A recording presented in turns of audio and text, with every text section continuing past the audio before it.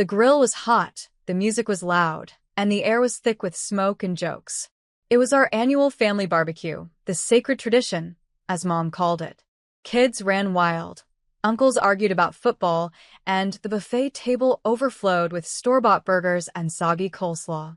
As usual, I had made the potato salad from scratch, prepped the lemonade, arranged the cutlery, and texted reminders to everyone who conveniently forgot the time. Nobody thanked me. They never did. I was the invisible daughter, the one who showed up early, stayed late, and was somehow always in the way. I hovered near the drinks cooler, sipping from a plastic cup, half listening to my siblings laugh about something I wasn't included in. Then came the moment. Dinner was served. Plates were loaded. Everyone sat in the backyard folding chairs, red and white tablecloths flapping in the breeze. My mom, wearing her signature apron and fake pearls, stood up with her wine glass in hand. "I just want to say how grateful I am for all of you," she smiled, eyes darting from person to person, skipping me like I was just part of the fence. Then she locked eyes with me. Cold. Calculated. Honestly, if Jade disappeared tomorrow, I don't think anyone would even notice. And then they laughed. All of them. My brothers. My aunts. Even my dad gave a half-hearted chuckle as he chewed his ribs. The sound wrapped around me like barbed wire. I didn't cry. I didn't blink. I just quietly raised my hot dog like a toast and smiled. Challenge accepted. Then I took a bite, chewed slowly, stood up from my seat, and started clearing dishes. Like always. But something inside me had cracked. No, clicked. That night, I washed every plate, wiped every table, and loaded their trash bags into the bins. Then I went upstairs to the old room they still called Jade's Corner, even though it was barely larger than a closet. I sat down on my laptop, logged out of every family group chat, deleted my location-sharing app.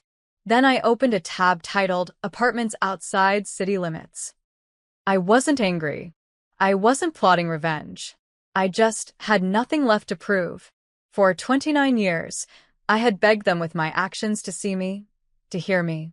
And they laughed. So now, I'd give them exactly what they claimed they wanted. Silence. By midnight, my bags were packed. Essentials only. Laptop. Passport. Savings folder. The necklace my grandma left me, the only person who ever made me feel seen. I left my key on the dresser. Left no note. No explanation. No drama. Just absence. My name is Jade Harper. And from wherever you're watching this, stay with me. Because the night my mother said no one would notice if I disappeared, I decided to show her exactly what happens when the one holding the pieces walks away. The first morning I woke up in the little rental cabin on the edge of a sleepy lakeside town, I didn't feel free. I felt numb. I sat on the edge of the unfamiliar bed, wrapped in a blanket that didn't smell like home, and stared at the stillness around me. It was quiet. Too quiet. No sibling banging on the door, needing a ride. No mom shouting for more paper towels. No reminders on my phone to pick up prescriptions for my father. No noise. And yet, somehow that silence was the loudest thing I'd ever heard. I didn't vanish on a whim. I'd been preparing to disappear long before I ever heard my mother say those words. Because deep down, I always knew they didn't see me. Not really. Growing up, I was the reliable one. I brought home straight A's, got my first job at 16, paid part of the household bills while my siblings got allowances for doing nothing. When my brother totaled his car, I gave him mine. When my sister needed money for tuition, they came to me, even though I was working double shifts to afford my own night classes. Every birthday, I spent baking cakes, decorating, organizing. Every holiday, I stayed behind cleaning dishes while the rest of the family posed for photos I wasn't in. My reward? Mockery. Dismissal. And a mother who looked me in the eyes and said I could vanish, and no one would even notice. So, I tested that theory. And I walked away. At first, it felt like punishment. I watched the trees outside my window sway in the wind while I tried to figure out who I was without someone needing me. I didn't tell anyone where I went. I disabled my Instagram, shut down Facebook, blocked every family number. I started fresh under a new account, Jade R. freelance admin, available remotely. I applied for jobs quietly. Took early morning walks with headphones in, and no one to ask me where I was going. No one to call me in the middle of a work shift with another small favor. No guilt. No obligation. Just me. It wasn't easy. There were nights I cried. Nights I hovered over the send button, tempted to message my sister, my father, even my mom, just to say, I'm okay. But I didn't. Because deep down, I wasn't doing this to be missed. I was doing it to find out if I mattered when I wasn't useful. It was the first time in my life I wasn't performing for their approval. And that freedom? It didn't come in fireworks. It came in small, defiant breaths. I made my coffee the way I liked it. Watched movies without someone judging my choices. Started writing again. Took pictures of sunsets and posted them on an anonymous blog. I was lonely, but I wasn't alone, because for the first time ever, I had me. There's something sacred about erasing yourself on purpose. Not to run, not to hide, but to start over on your own terms. I called it the quiet delete. And I didn't flinch. First, I closed every account tied to my full name. Bank? Switched. Email? New. Social media? Gone. The family Netflix account, the one I paid for that they all used? Deactivated. The shared grocery app? Uninstalled. The auto-pay subscriptions for things I wasn't even using anymore? Cancelled. No angry texts. No explanations. Just silence. I sold my car. Bought a used one with no tracking, no Bluetooth sync, no connection to my old insurance plan. I called my workplace and gave 2 weeks' notice, told them I was relocating for personal reasons. My boss didn't ask questions. He just said, "You've always been the quiet one." Quiet. Funny how the same word that defined my existence was now the only thing keeping me sane. I rented a 1-bedroom cabin 3 hours outside the city. No one knew the address. Not my siblings. Not my coworkers. Not even my friends from college. I kept one phone but changed the number. The old one? I dropped in the bottom of the lake beside the cabin, battery removed. That number had been ringing for everyone else for years. I didn't want it anymore. Jade Harper, the family errand girl? She no longer existed. Now I was Jay Harlow, a freelance assistant, virtual, no photos online, payment through PayPal only. It felt like a performance at first, but then it became a practice. And eventually, a personality. I built a new rhythm. Morning walks by the lake.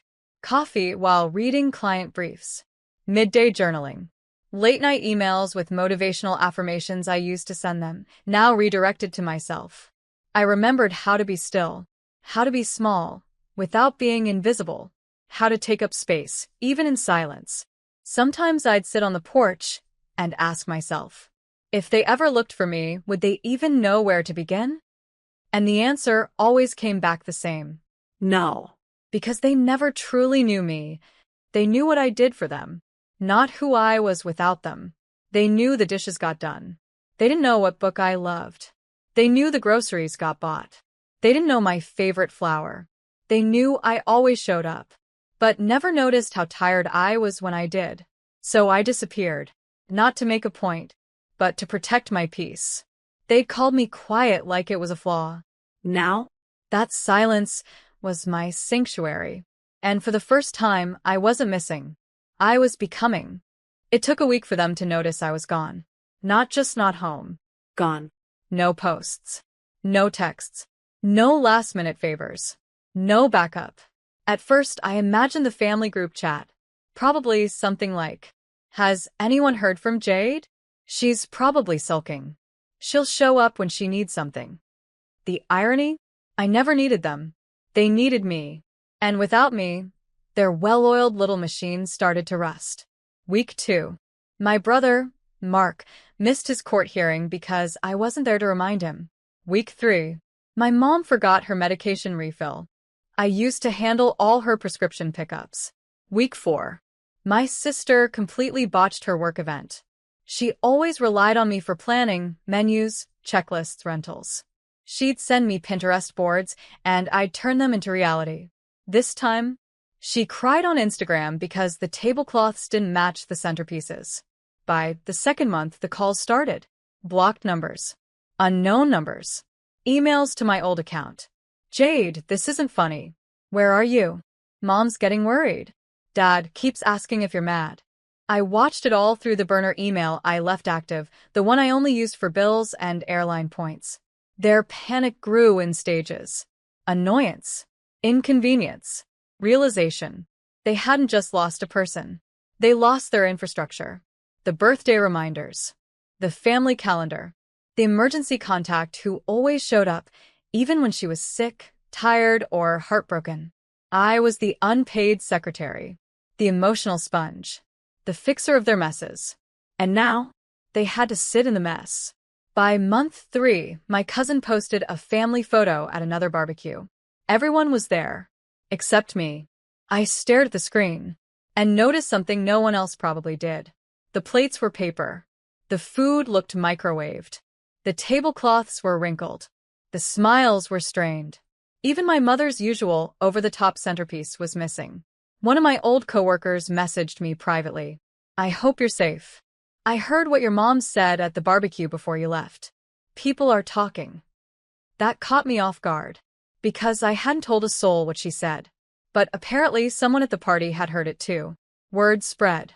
What was once a casual, cruel joke now echoed in gossip circles as what it truly was, emotional abuse. By month 5, the tone shifted. Their messages weren't defensive anymore. They were desperate. Please, Jade. We miss you. You matter. I'm sorry we didn't show it. Can we talk? Just once. Even my mom tried. Jade. I didn't mean what I said. But I remembered the way her eyes had narrowed. The way she meant every syllable. The laughter. The smug sip of wine. And suddenly, her apology didn't feel like healing. It felt like damage control. So I didn't reply. I let the silence keep speaking. Because sometimes, absence is louder than any scream. And I was finally learning. They didn't deserve the version of me they destroyed. By the 6th month, their silence was gone. Now they were searching.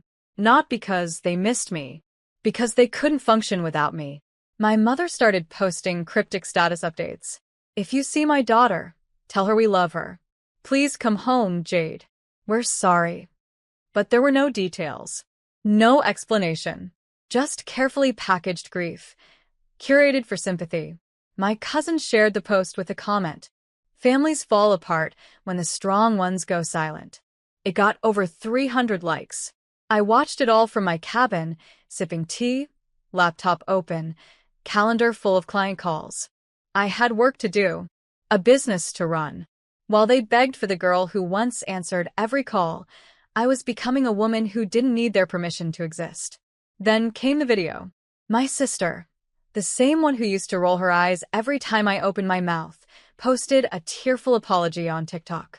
She sat in her living room, mascara smudged, holding her baby in one arm. Jade, if you're watching this, I just want you to know we didn't realize what we did. You were always there. Always. And we laughed like it didn't cost you something. Mom regrets what she said. She talks about it every day. We miss you. The comments rolled in. She sounds broken. Jade, please go home. No one deserves that kind of pain. But the one that hit me the hardest? Sometimes, leaving is the loudest love letter to yourself. Still, I didn't respond. Because apologies mean nothing when they're just reactions to discomfort. They weren't apologizing because they saw me. They were apologizing because they finally saw what life looked like without me. That's not love. That's consequence. At the 8-month mark, I changed locations. I moved to a small town on the other side of the state. Different address. New name on the mailbox. Same piece. I hired an assistant for my virtual business. Started writing articles for women's empowerment sites. Under a pen name, of course. I was thriving. No one calling me overdramatic. No one rolling their eyes when I offered ideas. No one asking for my help and forgetting I existed the next second. Just quiet wins. One day, I got a letter forwarded from my old P.O. box. Handwritten. The envelope shaky. It was from my dad. He hadn't said much during that barbecue. He'd just chewed his ribs while my mother gutted me with a single sentence. But in the letter, I should have said something. I should have defended you. I saw the look in your eyes that night, Jade. And I ignored it. That's on me. I won't beg you to come home. But I want you to know I see you now. And I'm sorry. I folded the letter and placed it in my desk drawer. Didn't cry. Didn't rush to respond. Because even sincerity comes too late when it's built on years of silence. But I'll admit, it was the first time I thought, maybe one day, maybe, I'll let them see who I've become. I didn't come back. Not because I wanted revenge, but because I found something better than forgiveness. Peace.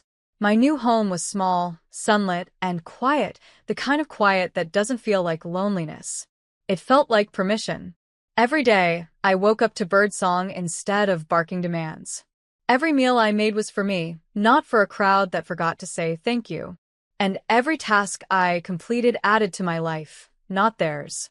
I turned my freelance side gig into a business, a virtual operations agency helping overworked women escape burnout.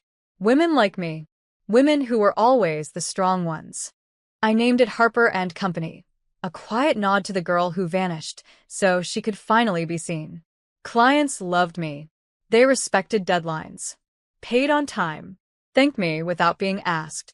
Some even cried on Zoom calls when I built systems that gave them back their lives. One woman said, "You saved my sanity." No one had ever said that to me before, not even when I spent years saving everyone else. And the money? Better than I ever imagined. Within 6 months, I'd triple my income. I bought my little home outright, no mortgage. Painted the walls soft lavender. Put a garden in the back. Hung fairy lights across the porch. Every piece of it was mine. Not a hand-me-down. Not an afterthought. Not a guilt-soaked reward. Just mine.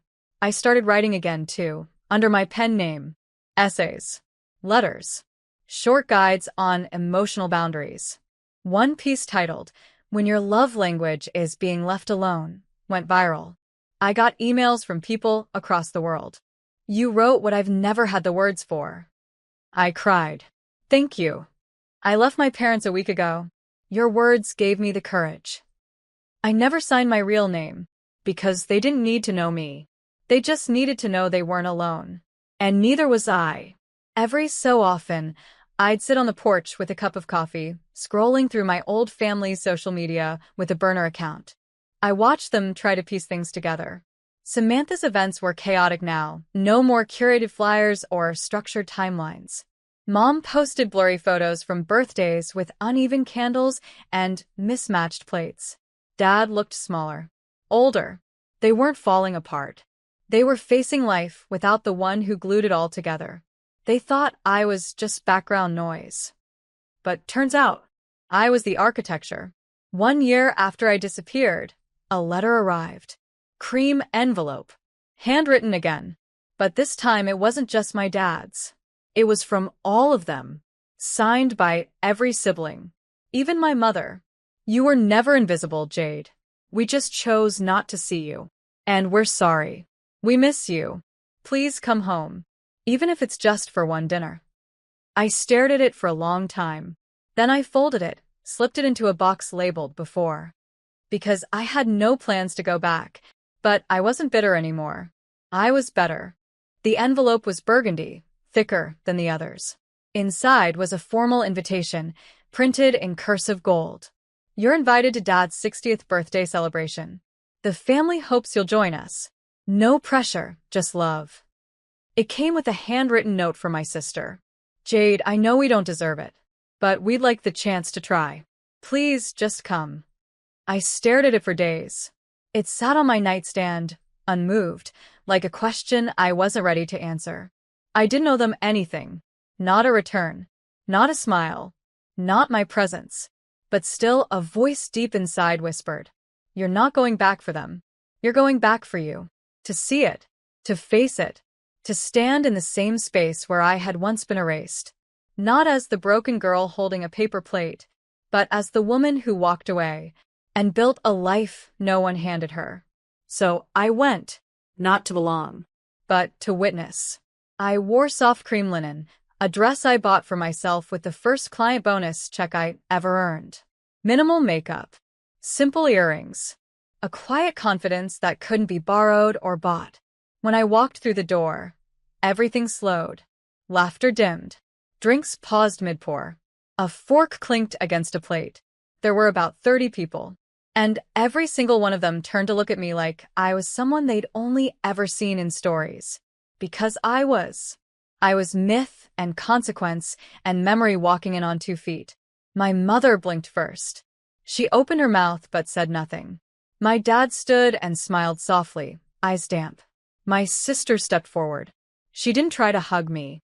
She just said, "Thank you for coming." I nodded. Not in forgiveness. Not in permission. Just acknowledgement. I sat at the edge of the party, watching. I didn't offer to help. Didn't pick up trash. Didn't refill drinks. They noticed. Because this time, I didn't disappear into the background. I didn't earn my place. I occupied it. Aunt Rachel came over. "You look different," she said. I replied, sipping my drink. Cousin James tried to crack a joke. It fell flat. Everything they used to mock in me, my silence, my slowness, my stillness, now made them nervous. Because I wasn't small anymore. I wasn't desperate. I wasn't theirs. After dinner, my mom stood up, glass in hand. A toast. But this time, her voice wavered. She looked at me, then back at the room. "I want to say something," she said, eyes glossy. To Jade. People shifted in their chairs. I was wrong. I was cruel. And I didn't realize how much of our family's strength lived inside the daughter I treated like an afterthought. Silence. Then, "I didn't just lose you when you walked away. I lost myself. Because you were the one keeping us from falling apart." She swallowed hard. "I'm sorry.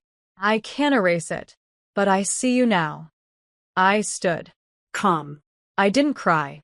Didn't gloat. Didn't perform. Just looked around the room, at the faces that had once laughed, and said, "You said no one would notice if I disappeared. But when I did, this entire family cracked. I was never the problem. I was the pattern breaker." Then I set my glass down, and I left. This time, I didn't vanish. I just chose not to stay. I didn't wait for dessert. I didn't stay for hugs or tears or more apologies. I walked out the door just as the string lights began to flicker on. This time, no one laughed. No one said a word. And I didn't look back. Back at my car, I sat for a moment in the quiet. Engine off. Fingers resting on the wheel. Then I opened the note my dad had slipped into my purse on my way out. "We failed you. And I don't know if we'll ever deserve a second chance. But thank you for being strong enough to walk away, so we could finally wake up." I folded it slowly and tucked it into my glove box next to my registration. Because now, I was registered to myself. The next morning, I returned home, to the lavender walls, the humming garden, the fresh notebook beside my coffee. I didn't cry. I didn't replay their faces. I just opened my laptop, typed in the title of my next blog post. "When the ones who ignored you start asking where you went." And I wrote, "There's a kind of grief that doesn't come with funerals. It comes when you realize the people you loved only loved your usefulness. And once you stop being useful, you disappear." But I didn't vanish to be cruel. I disappeared so I could reappear for myself. Whole. Unedited. Unapologetically mine. Later that day, I received an email from a reader. "Your story gave me courage. I finally said no to my family after years of being the one who held everyone up. I didn't know how much I needed your words until they saved me." I closed my eyes and smiled. Because now the girl they said wouldn't be missed, she was changing lives. Months passed. I didn't hear from my family again, not in the loud, performative way they once operated. But sometimes I saw glimpses. A like from my mother on an anonymous article I wrote. A repost of my quote by my sister on her stories. No credit, but I knew it was mine. And once, I passed my brother in a grocery store. He paused, opened his mouth. But I just smiled. Not cold, Not cruel, just free. They told me no one would notice if I disappeared. But when I did, their world got quiet. Their lives got harder. And for the first time, they realized who I was. Not the background, not the help, not the weak one. I was the structure. I was the storm and the calm after. I was the girl who walked away and came back as a woman they'd never get to hold again. Because I didn't leave to be missed. I left to find out who I was when no one was watching. And what I found was enough.